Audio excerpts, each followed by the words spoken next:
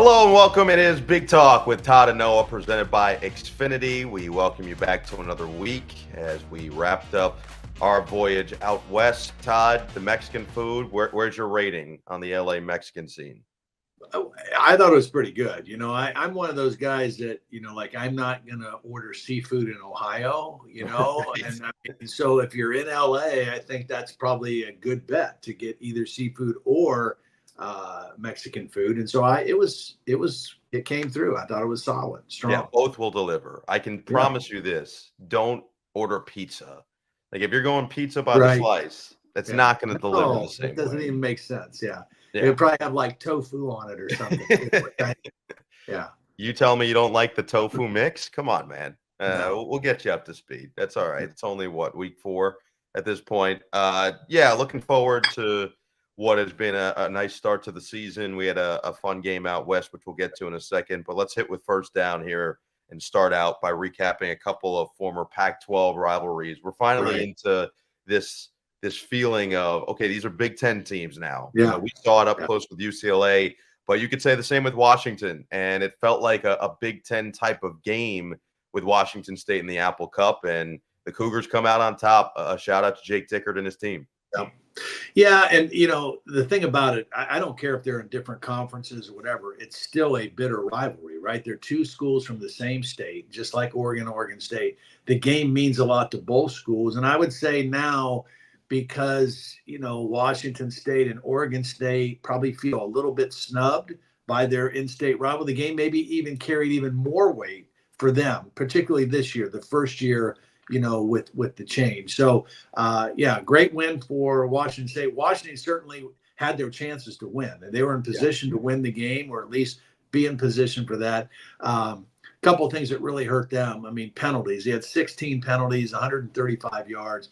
It's hard to overcome that, particularly in a good game, a close game, just like turnovers are hard to overcome. And then a critical fourth down stop, and again, credit Washington State and their team, for coming up with the big play defensively. But, Washington was right down at their 1 yard line and a chance to take the lead and with a little over a minute to play and couldn't get it done. So Washington State earned it. It was a hard-earned victory and certainly a sweet one for the Cougars. Puzzling play call for some by Jed Fish on that goal line opportunity in the final minute of the game, but the Cougars get it done. The Pac-12 still lives on, and potentially expansion, which we saw this week, is very much in the cards if they can find 2 more teams to reach the minimum for a big conference around college football and really all of NCAA athletics. You mentioned Oregon State. I think we were almost trying to see what we were going to find from this game, because to your point, Oregon State's a great rivalry. Right. Oregon State probably felt the same way Washington State did going into the game, but it felt like the Ducks finally found what they've been looking for, and realistically what we've all been looking for out of them as well. Yeah, I mean, let's face it. Oregon was 2-0, but in a lot of ways kind of underachieved, were underwhelming in their first 2 wins, and really had dogfights in both of them, particularly last week against Boise State, had to win with a last-second field goal. So this was more, I think, the Oregon that we were expecting to see. That was, the Oregon that everybody thinks will contend for the Big Ten, contend for a college football playoff spot. I think that obviously their defense played better.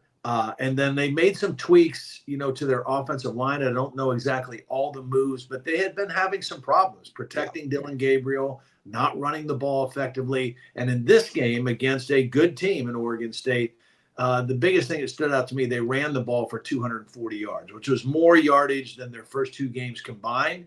And so they were able to control the line of scrimmage. And I think that was more what we were expecting to see. We know they have the flash players, the quarterback, the wideouts, the big play, explosive play ability, but they had not been dominant on the line of scrimmage until this game against Oregon State. I think you hit the nail on the head. It is all about the offensive line for this team. The first 2 weeks, it was really below what they needed it to be. And if they protect Dylan Gabriel, he's going to find open targets. They just have too many weapons on the outside for it not to be the case. Dan Lanning said they played to their standard. And if they do that, they're going to beat a lot of teams, and they're going to put themselves in positions to win. So it was just good to see Oregon finally seem like they put it all together in all 3 phases of the game. as we move over to second down. So I'm going to give you 3 games of what we saw. I want you to rank how impressed you were by really lopsided road victories for 3 teams. The first one is the game we did. Indiana goes to UCLA, wins 42-13 at the Rose Bowl. The second one would be Notre Dame after the loss in week 2, where a lot of people said same old Notre Dame. Everyone had these high expectations after the big week 1 win. They lose to a team that they realistically should have beaten. And then you go to Purdue here in week 3 and just mollywop them 66-7. Just everything seemed perfect. And then you've got Alabama going to Madison. And this one could be different if Tyler Van Dyke doesn't go down earlier in the game, but still an impressive win nonetheless for the number 4 team in the country. They win 42-10. So you have all 3 of those. Where do you rank each of them? Well, they were all impressive, right? I'm going to start with Indiana just because I think, there was a lot of, we had questions, okay, how good really are they? I mean, how solid of a team are they? Can they be, somebody that can compete in the Big Ten with the big boys? They manhandled their first 2 opponents. So there was still some question. UCLA, player-wise and athlete-wise, this was going to be a good matchup. You got a long road trip. You're playing at the Rose Bowl, the home opener for UCLA. They had a bye week. So I anticipated a very competitive game. I really thought that this one would be a 4-quarter game, and Indiana just was having none of it. I mean, they came out and they took control of the game. They scored on their first possession. They forced a turnover on UCLA's first possession, and the game was never in question. And outside of the penalties that Indiana had in the game, I was thoroughly impressed with just how physical they were on both sides of the ball. They controlled the line of scrimmage. Curtis Rourke was spectacular, threw for over 300 yards and 4 touchdowns, and amazingly was 9 for 9 on third down. I mean, throwing the football. So they were so efficient. I think the fact that they came out throwing instead of running maybe, set the UCLA defense back on their heels a little bit. And Rourke was on point. I mean, he was feeling it, he was seeing it, and he was delivering the football. So that would be my number 1, I think, because there were still questions. Okay, how good really is Indiana? And I think coming out of that game, you say, hey, this team may be legit. If they stay healthy, they may be legit and a difficult out for anybody. Next, I would say Alabama. Going into Madison, and I give them the edge because I think going into Madison is a little bit more challenging than going into West Lafayette that Notre Dame did. Also being an in-state school, I'm sure there were plenty of Notre Dame fans in the stands for that one. But Alabama going into Madison and playing the way they did, and Jalen Milroe proving why he is a Heisman hopeful, accounting for 5 touchdowns, 3 passing, 2 rushing. I agree with you 100%. I think the game may have been different, at least through the first 30 minutes, if Van Dyke doesn't get hurt, because he was playing well. He was moving the ball. There was some energy, some juice, and you could just feel like the wind just came out of Wisconsin's sails, when he left the game. And then Braden Locke came in and ultimately made some plays later in the game, did not look good early in the game, and Alabama asserted itself, and took control of the football game. So that would be my number 2. And then Notre Dame, what they did, I mean, I think everybody expected them to rebound after the loss to Northern Illinois.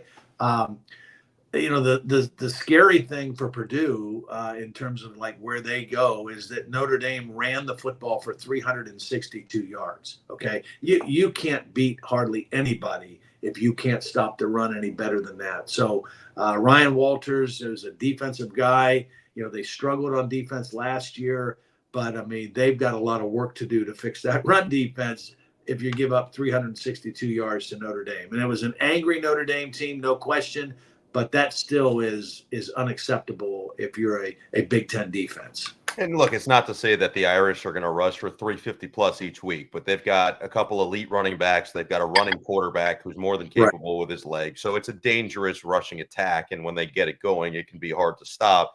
I will say, I'm not sure that I think you mentioned this on the broadcast on Saturday, but I'm not sure there's a coach in the country who's more offended by his team being penalized than Kurtzigan. The look on his face after each penalty, it was like a parent who just got called into the principal's office to talk about their child. It was fantastic.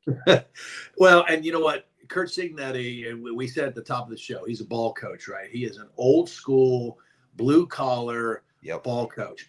And all those kind of guys, they love to be able to take something out of a game that they totally dominated and still ride their team hard about in the next week. So for them, it's going to be two things, right? It's the penalties. We can't play like that against better teams in the Big Ten, because he told us before you can win a game, you have to do the things to not lose a game. Well, penalties like that, it is part of the way if you eliminate that, you give yourself a chance to win.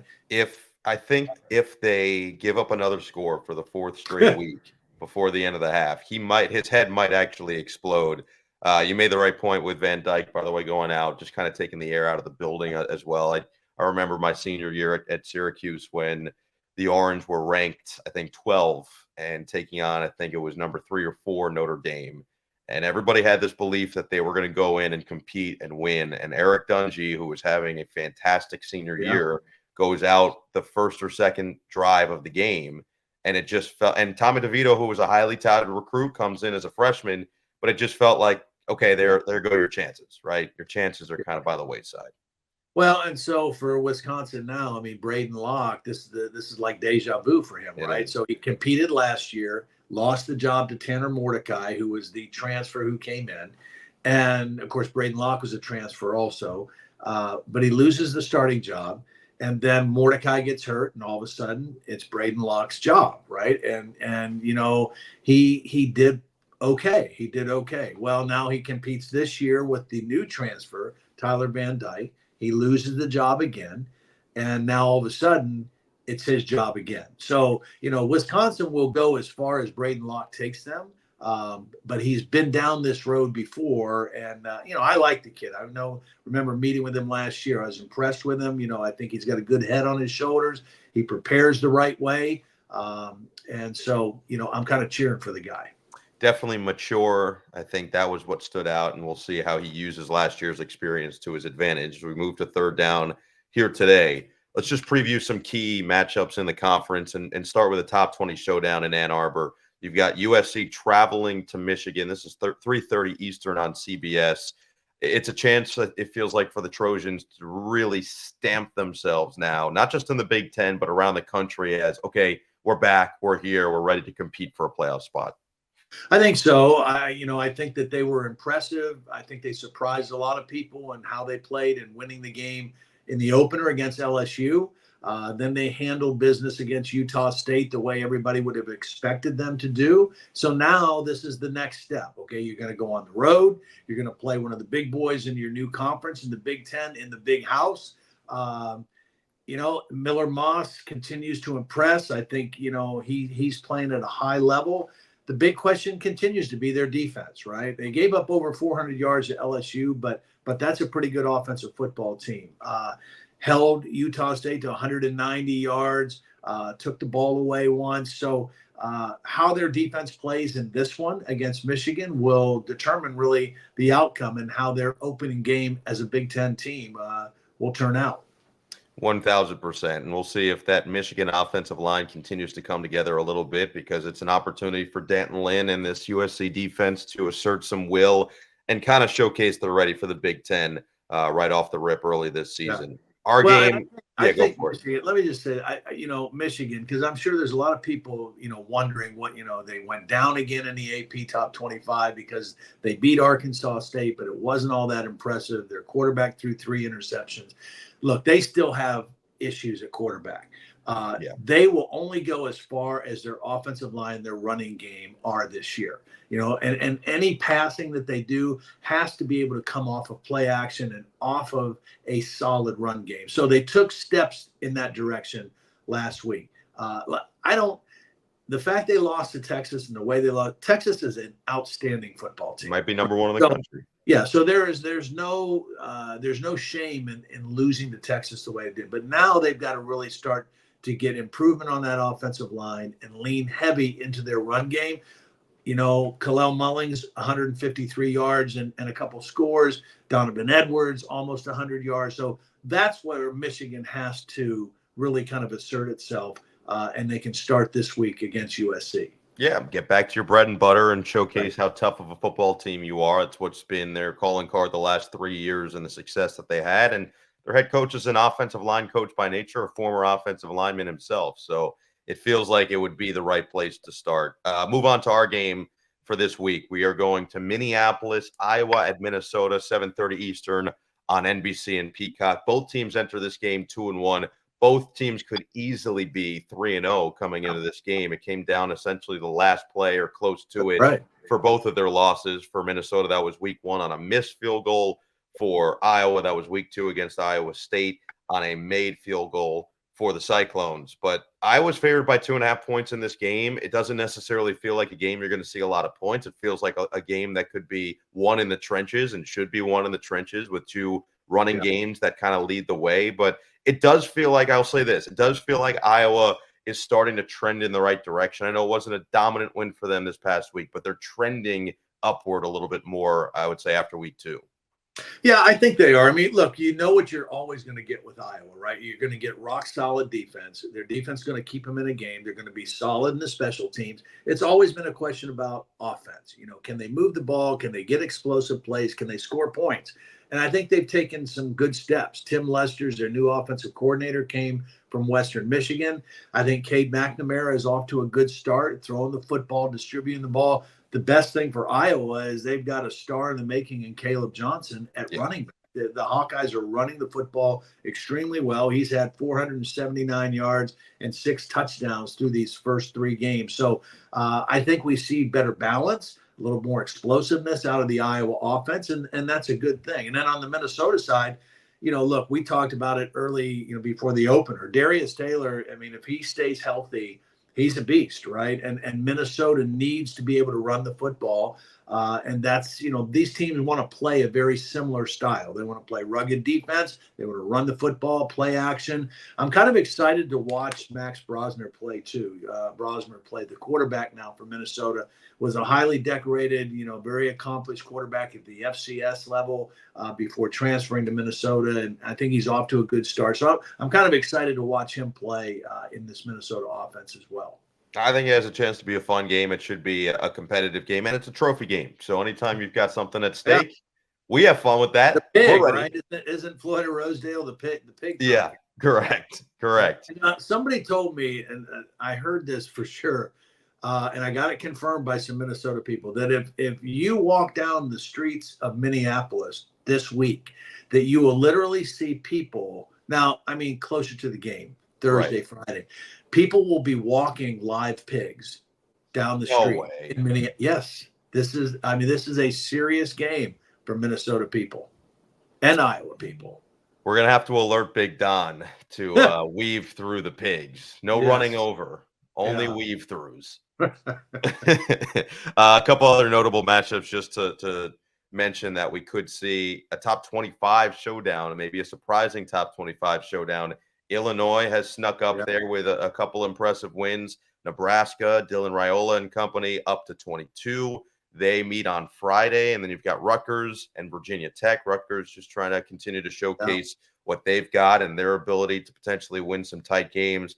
Michigan State goes to Boston College, who's been one of the surprises in a positive way as well to start the season and has played pretty well with Bill O'Brien back over there in Boston. But just real quickly to hit on that Illinois-Nebraska game on Friday, that does feel like I know it's early in the season. We're still in the first month, but it does feel like a potential big game to kind of turn the tide a little bit in the conference. Yeah, and I'm curious to see. I mean, I would expect it to be the same, but there was no better setting for college football than a week ago when Colorado played Nebraska on NBC in prime time. I mean, that was an incredible scene, packed house, loud stadium. Well, it's another primetime game. It's on Friday, so I'm curious to see if they get the same turnout. I would think they've had 250, 300 consecutive sellouts. It's insane. But on Friday is different. But I think that's a really intriguing matchup. You got two quarterbacks playing really well, and Luke Altmyer for Illinois and Dylan Raiola, the freshman for Nebraska. I think Nebraska is kind of where I expected them to be at this point. I think Illinois is a little bit more of a surprise. So, they both teams should be full of confidence going in. I think it's a really cool matchup. Rutgers, I love their schedule. This will be a tough test. Blacksburg is not an easy place to play. The Hokies are 2-1. They're a good football team. This will be a good test for Rutgers to see how legit they are. And then Michigan State off to a good start. Jonathan Smith has done a really nice job getting them believing. But again, Bill O'Brien's done a wonderful job with BC. So all three of those teams, all three of those games will be tough matchups, particularly for the Big Ten teams going on the road. And then, there's two other games, I think, in college football that have caught my attention. One's in the Big 12, Utah playing at Oklahoma State.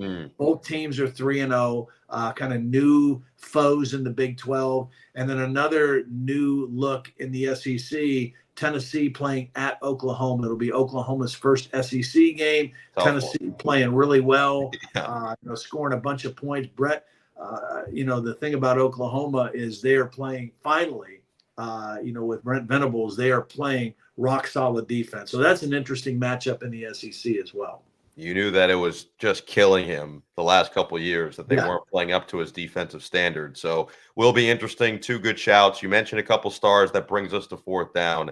3 stars of the Big Ten so far per position. So just pick who maybe you've been impressed with the most so far. We'll start at QB. You mentioned a couple of these guys, but Dylan Gabriel at Oregon, we kind of know what to expect. Dylan Raiola, Nebraska, he's got them undefeated in the top 25. Curtis Rourke, we saw with Indiana this past week, was off the charts. And Luke Altmyer, you just mentioned Illinois. I mean, we got to see him last year, but the improvement has been clear.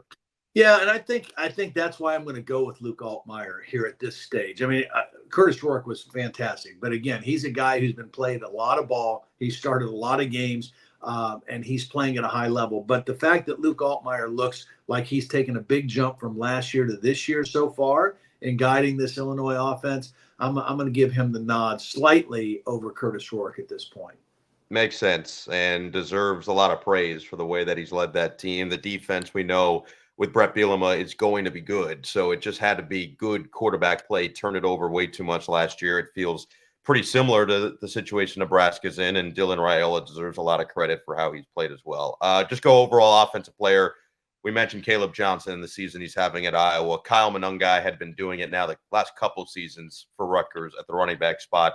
Ty Felton we saw last year at Maryland. He's kind of stepped up his game with the absence of some of the pieces that maybe they lost from last season. And then Giles Jackson in Washington, he had a big touchdown early in that game in the Apple Cup this past week. He puts up some big numbers as well. So if you're just looking at those 4, who maybe has stood out the most? Well, I would say 2 guys, really. Caleb Johnson, number 1. I think he has stood out because I think he's been consistent all 3 games and has played, even in the loss to Iowa State, ran for a lot of yards. And then Giles Jackson, I'm going to give him a little love because Washington had such a makeover on their roster, and they lost some high-level wide receivers into the NFL. And so for him to come in and get off to the start that he's having with Will Rogers, the quarterback who came from Mississippi State, I think has been pretty impressive to see. I think those guys are thriving in Jed Fish's offense right now at Washington. And then defensive player, there are 3 guys that have really kind of been huge for their teams. We saw one in Aiden Fisher, and we got to talk to him, the Indiana linebacker. Really impressive kid when you sit down and chat with him. We've seen Jay Higgins in the past. We're going to see him this week, another linebacker from Iowa. And then the last one would be one of the newbies in the Big Ten, and that's Brian Betcher, the linebacker from Oregon. Of those 3, which one has really separated and kind of showcased their abilities? Well, I think all 3 have played really well. I do think Oregon's defense struggled a little bit in the first couple of games. They played much better in this last one. I got to go with Jay Higgins. I mean, he has just been such a rock-solid player all the way through his career. He's an older guy. I mean, he's a linebacker that kind of anchors that Iowa defense. So all 3 guys are impressive, but I'm going to give the nod to Jay Higgins at this point. I'd say that's a smart choice. Anytime you can choose a defensive player from Iowa, it generally goes well for you.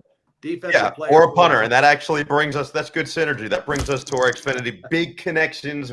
We've got 2 punters in this game for Big Ten Saturday night this week that have Australian roots. It feels like it's almost impossible not to Everybody, find a punter. right. I mean, yeah, the key is, are there any punters out there that don't have Australian roots now? So I found out why that's the case, because I was really curious. I'm like, okay, why is it that it feels like every punter now is Australian? And the way it was described to me is, when in America we're kids, right? Let's say you're into football as a kid and you and your dad are both into football, and you say, "Hey dad, let's go outside and have a catch." Right? That's what you do.